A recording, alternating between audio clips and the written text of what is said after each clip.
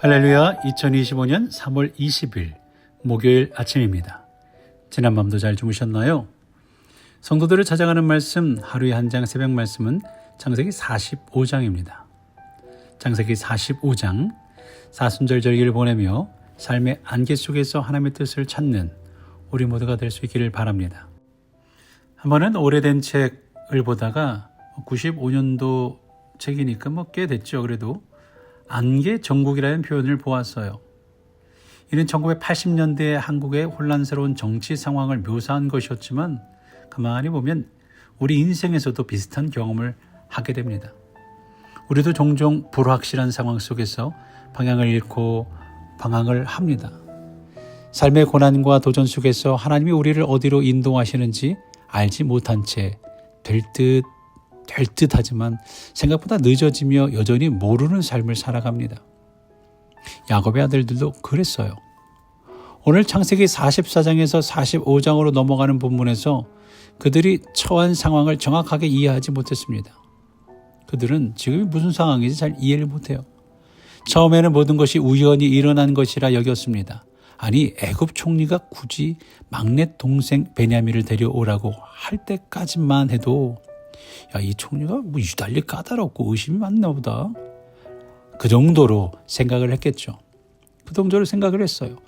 그런데 아버지를 어렵게 설득해 베냐민을 데리고 왔더니 총리의 은잔이 없어지는 사건이 벌어지죠. 게다가 그 은잔이 하필이면 어디에 있는 거예요? 막내 베냐민의 곡식 자루에서 나오면서 이 체포가 되죠. 이제 노예로 팔려갈 형편이 되었습니다. 그때서야 비로소 뭔가 잘못되었다라는 생각을 하게 되죠. Something wrong. 그러나 그 이상 알 수는 없었습니다. 결국 그들은 어떻게 그 절망적인 상황에서 빠져나올 수 있었을까요? 어떻게 그들을 덮고 있던 두터운 안개가 걷히고 환한 빛 가운데 하나님의 뜻이 드러나게 될 수 있었을까요? 우리 교회도 48년의 시간 동안 어려움을 겪으며 교회 건물을 팔아 지금 교회로 들어왔어요. 팬데믹 바로 직전에는 새로운 교회를 가질 기회가 있었지만 사실상 그때 교회가 있었으면 굉장히 어려웠을 것이다 라고 오히려 다행이다 생각을 합니다. 그럼 하나님은 거기서 끝내시는 걸까요? 우리를 향한 하나님의 계획은 곧 있을 듯 말 듯 하면서 우리 교회를 향한 새로운 도전과 하나님의 계획은 도대체 뭐가 있을까요? 창세기 44장에서 유다는 중대한 결정을 내리죠. 32절에 이제 주의 종으로 그 아이를 대신하여 머물러 있어 내 주의 종이 되게 하시고 그 아이는 그의 형제들과 함께 올려 보내소서. 유다는 베냐민을 자신이 책임져야 하니 그를 보내고 자신을 대신 남아 노예로 있겠다고, 종으로 있겠다고 말을 합니다. 이 희생적인 결정은 놀라운 반전을 가져왔죠. 그들의 눈앞에서 엄청난 일이 벌어졌어요. 오늘 말씀 45장 1, 2절 말씀 읽어볼까요? 요셉이 시종하는 자들 앞에서 그 정을 억제하지 못하여 소리질러 모든 사람을 자기에게서 물러가라 하고 그 형제들에게 자기를 알리니 그때에 그와 함께한 사람들이 없었더라. 요셉의 큰 소리로 운이 애굽 사람에게 들리며 바로의 궁중에 들리더라. 유다의 말 한마디에 모든 것이 뒤집히고 말았어요. 44장 조금 전까지만 해도 유다와 그의 형제들은 정말 절망적인 상황에 처해 있었거든요. 특히 늦게나마 믿음으로 살아보려고 했던 유다는 더 큰 공경에 빠지고 말았어요. 그는 아버지에게 베냐민을 책임지겠다고 약속을 했잖아요. 근데 그 베냐민이 총리의 은잔을 훔친 죄로 노예로 끌려가게 됩니다. 그가 아버지에게 베냐민을 책임지겠다고 했던 것은 자기 나름대로 하나님께서 아주 절망적인 상황에 이르기까지 우리를 버리지 않을 것이다 라는 믿음이 있었기 때문입니다. 그러나 하나님께서 그들을 더 절망적인 상황으로 몰아가고 계셔요. 그 상황에 유다는 자기의 믿음대로 베냐민을 책임지려면 자기를 완전히 포기할 수밖에 없었습니다. 어떻게 보면 하나님을 의지했음에도 불구하고 좋지 않은 결과가 나온 거예요. 이것이 우리를 두렵게 만들기도 합니다. 유다도 대신 남아 종이 되겠다고 했는데 평생 그렇게 살면 어떻게 하죠? 우리도 때론 하나님의 뜻을 의지하며 결단하지만 그 결과가 즉각적으로 보이지 않을 때가 있습니다. 오늘 유다도 그랬어요. 세례 요한도 믿음으로 헤롯 왕을 향하여 잘못을 잘못이라고 말하며 결단했지만 마주한 현실은 아주 어려웠죠. 그러나 하나님은 우리의 희생과 헌신을 통해 선한 일을 이루어 가시는 줄로 믿습니다. 요셉은 유다의 말을 듣고 더 이상 정을 억제할 수 없었어요. 요셉은 그동안 울지 않았잖아요. 형들에게 팔려 낯선 땅에서 종살이를 하고 억울하게 감옥에 갇히는 등 많은 고난을 겪었지만 그는 이를 깍물고 견뎠습니다. 그러나 형제들 앞에서 그가 참아왔던 모든 감정이 탁 터져버렸죠. 요셉이 큰 소리로 우니 애굽 사람에게 들리며 바로의 궁중에 들리더라. 이제 20년 동안 억눌러 왔던 그 눈물이 터져 나오기 시작했던 거죠. 피눈물 없는 절대적인 존재라고 그렇게 여겼는데 그는 가족을 그리워하는 평범한 사람이었던 거죠. 요셉의 통곡은 단순한 감정의 분출이 아니라 하나님의 섭리를 깨닫고 그것을 인정하며 형제들을 바라보니 이 모든 것 또한 하나님께서 이루신 것이라는 고백 속에 치유되는 순간이었습니다. 수년의 시간 속에 신앙적으로 변해가고 아버지를 생각하고 동생을 생각하는 회개하는 형제들의 인격적인 건강하게 변해가는 그 모습에 눈물로 마음의 한이 풀리고 있었습니다. 우리에게도 어려운 시간을 지나오며 많은 눈물을 흘렸습니다. 우리의 눈물의 기도가 우리의 안타까움이나 해결되지 못했던 교회로서의 일들, 과제들을 해결하여 새로운 시대를 열어가는 원동력이 되길 간절히 기도합니다. 이제 요셉은 형제들에게 자신을 분명히 드러냅니다. 4절 말씀에 요셉이 형들에게 이르되 내게로 가까이 오소서. 그들이 가까이 가니 이르되 나는 당신들의 아우 요셉이니 당신들이 애굽의 판자라. 이것이 형들에게는 얼마나 큰 충격이었을까요? 죽은 줄만 알았던 동생이 지금 눈앞에 살아있는 거예요. 눈앞에 살아있는데 대국의 총리라니 이게 무슨 일이야? 형들의 마음속에는 동생을 애굽에 팔아버린 일이 늘 죄의식으로 남아있었을 겁니다. 그런데 이렇게 오랜 세월 동안 요셉의 소식을 몰랐던 것은 그가 죽었기 때문이라 생각을 했었을 텐데 해치려 했던 그 동생이 살아있었어요.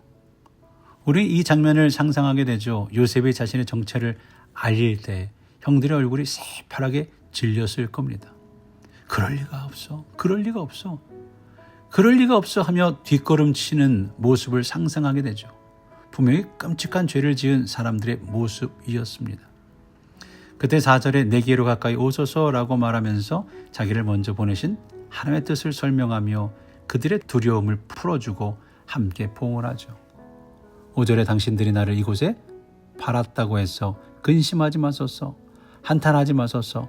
하나님의 생명을 구원하시려고 나를 당신들보다 먼저 보내셨나이다. 요셉도 처음에 자기가 애굽의 종으로 팔려와야 하는 이유를 알 수 없었죠. 그리고 그렇게 기도했을 거예요. 왜 나에게 이런 일이 일어납니까, 하나님? 왜 나한테 이런 일이 일어났습니까? 라고 말입니다. 그러나 인내하며 하나님의 뜻을 기다린 끝에 모든 것을 깨닫게 되었죠. 이것이 무서운 7년의 대흉년에서 가족들을 건지시기 위해 자기를 먼저 보내어 준비하게 하신 일이다라는 것이었죠. 물론 하나님께서는 이 과정을 통해 요셉의 형제들로 그들의 죄를 보게 하셨고 스스로 얼마나 믿을 수 없는 존재인지를 알게 하셨어요. 반면 요셉은 자신의 고난이 형들의 시기심 때문이라고 말하지 않았습니다. 그들이 자기를 팔아먹었기 때문이라고 하지도 않았습니다. 보복을 하려고 하지도 않았죠. 그는 자신의 문제를 거대한 하나님의 구원 계획이라는 관점에서 보았어요. 그것 때문에 형들을 용서할 수 있었어요. 왜냐하면 하나님이 하신 일이기 때문입니다. 우리도 어려운 문제가 있을 때 하나님의 말씀을 들어야 하는 이유가 무엇일까요?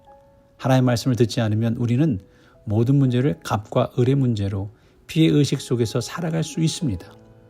특히 이민의 삶을 살아가면서 더 그럴 수 있어요. 그래서 용서도 없고 왜 내가 다른 사람들 때문에 고생을 해야 하는지 섬겨야 하는지 이해도 할 수 없습니다. 하지만 하나님의 말씀을 들으면 거대한 하나님의 구원의 파노라마 안에서 모든 문제를 보게 된다라는 말이죠. 때론 어렵고 힘들고 서럽고 슬픈 일도 하나님께서 내 발걸음을 정확하게 인도해 오셨기 때문입니다. 그래서 그 큰 사랑으로 오늘 이 자리에 이르게 되었고 앞으로 더 좋은 회복과 화해의 자리로 가게 하실 것을 깨닫게 됩니다. 결국은 하나님의 선한 뜻대로 이루어지는 줄로 믿습니다.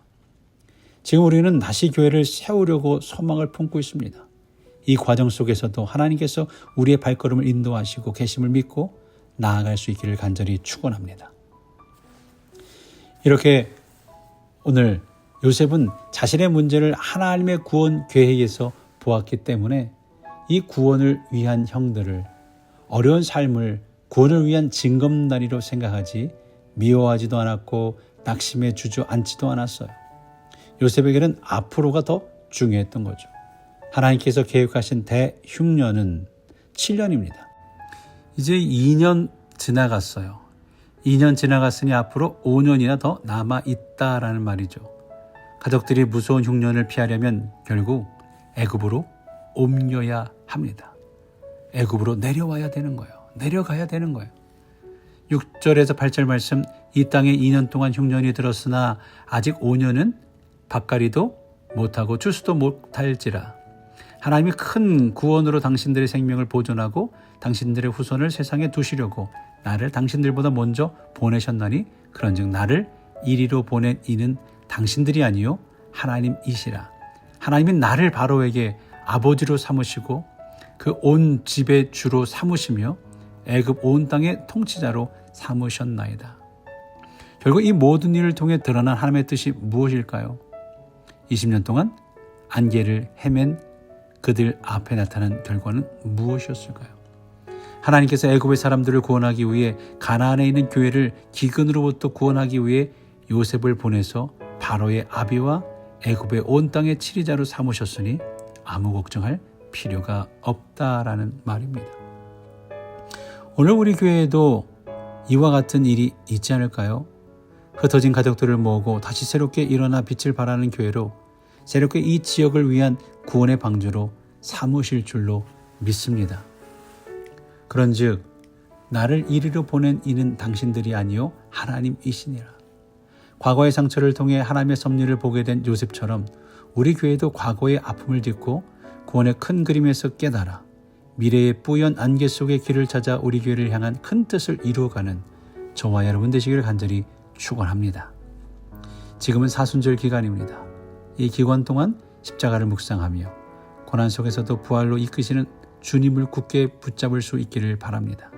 또한 모든 것을 합력하여 선을 이루시는 주님의 역사처럼 우리 교회를 향한 승리의 큰 그림을 바라보며 믿음으로 나아가는 저와 여러분 되시길 간절히 축원합니다.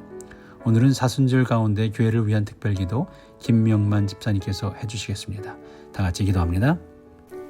사랑과 은혜 하나님 아버지, 이 새벽에 저희를 깨워 주님의 은혜 앞으로 나아가게 하시니 감사드립니다. 사순절을 맞이하여 예수 그리스도의 십자가 사랑을 깊이 묵상하며 우리의 삶을 주님께 드리길 원합니다. 우리의 심령을 정결케 하시고 주님의 뜻을 따라 거룩한 삶을 살도록 인도하여 주옵소서. 예수님께서 겸손과 순종으로 십자가를 지신 것처럼 우리도 그 마음을 품고 살아가게 하옵소서. 우리 교회를 성령으로 충만케 하시고 예배와 기도가 살아나는 공동체가 되게 하옵소서. 복음의 능력이 교회 안에서 역사하여 모든 성도가 믿음 안에 성장하게 하옵소서. 주님의 말씀을 의지하여 회개하며 기도하오니 우리의 교회를 새롭게 하옵소서. 우리에게 서로 사랑하라고 하신 말씀을 따라 성도들 간에 참된 사랑을 실천하게 하소서. 서로의 짐을 나누어지며 기쁨과 슬픔을 함께하는 공동체가 되게 하옵소서. 우리가 말과 혀로만 사랑하는 것이 아니라 행함과 진실함으로 사랑하게 하소서.